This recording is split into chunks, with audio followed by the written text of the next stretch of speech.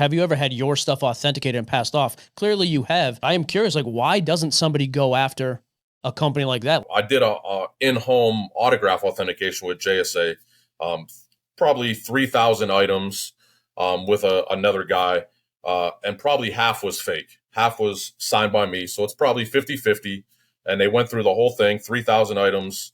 They turned down 2 items. They said weren't authentic. And of those 2 items, one of them actually was authentic. I know it because it was an item I got signed in person by myself that I didn't even care if it got authenticated. I just threw it in the pile to try and make things look better. It was a Lawrence Timmons football that they said was fake, was actually real. They're looked at as like this gold standard, and they think, the industry thinks these authentication experts or they're guys that do the authentication, they have some level of expertise or training and really they're not. They're nobody. They're just guys they pull out of the industry with some knowledge, some experience in the industry. In fact, the guy that did the in-home authentication with me, who then actually was also implicated in my crime, got offered a job from JSA to go on the road and do authentications. And this is while he's getting items I signed authenticated by JSA. They offered him a job. I don't think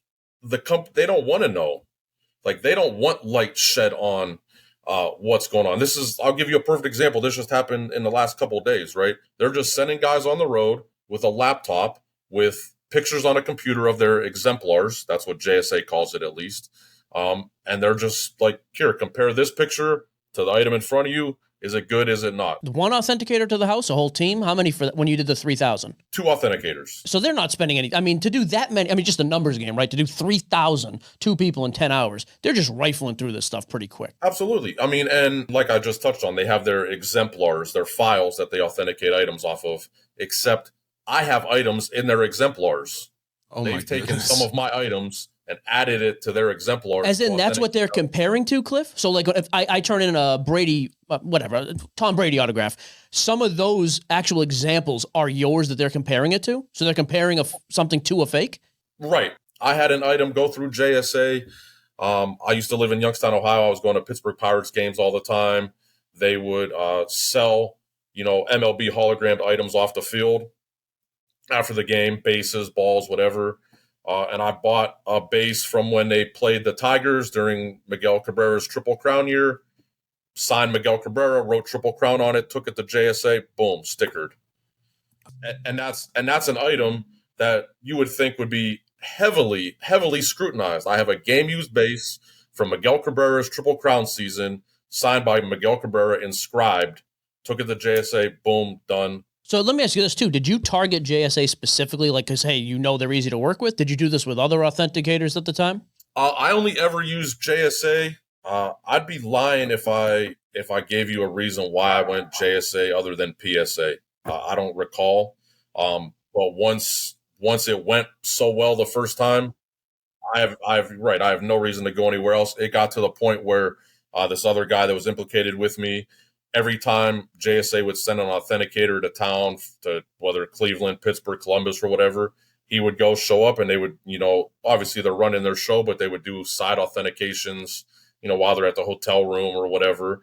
And he would bring them, a trunk load of stuff, and they would authenticate all of it. And I don't even know how or why it worked, because the stuff he's bringing to them at this point, like, I know it's just outlandish. He's taken them 20 or 30 jerseys of the out of the top 30 players in the NFL, and they're just authenticating all of them. It kind of blows my mind in the sense that if you're able to do this and you got caught, then there's probably at least, 10, 20 other guys, if not more, out there doing the same thing, maybe bigger scales, maybe larger or smaller. But at the end of the day, what do you trust? Like, how is there a piece of memorabilia out there that you could feel confident in buying? And if so, like, how do you feel confident about it? Well, here's the thing. Let me touch on 2 different things. Is one, if there's not a leak in the people that I involve in the crime, I don't get caught. They're just not looking.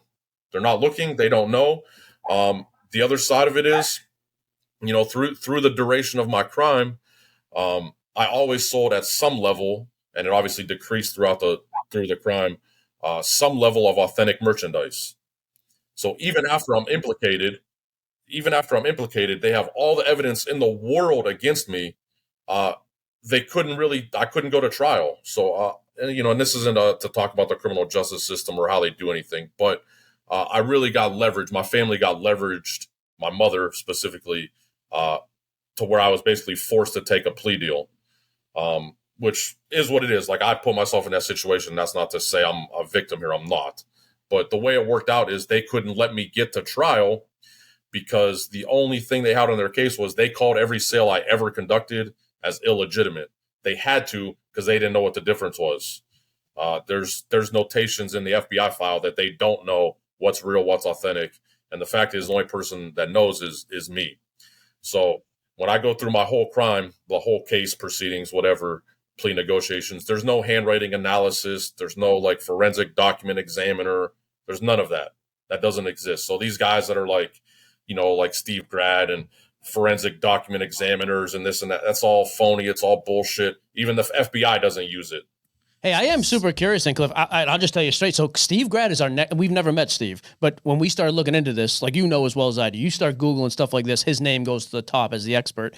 So we have him coming on in a few minutes. Like, there'll be no overlap, but I am curious, dude. That's why we're leaving it everything you said, dude. We don't edit stuff. We don't, I mean, I said stupid stuff offline before it was even supposed to. We're not going to edit out. But I am curious, like, you see a guy like that touted as an industry. I mean, quite frankly, dude, he is the industry standard to most people. Like, I am curious, like, what? I don't want to discredit him personally. I've seen what he says and how he talks about it and what he posts, and I just off of that, I believe he's fully legitimate, authentic, involved in the industry and wanting it to be on the up and up. But there's probably a lot of knowledge there that he has that's you're never going to hear about.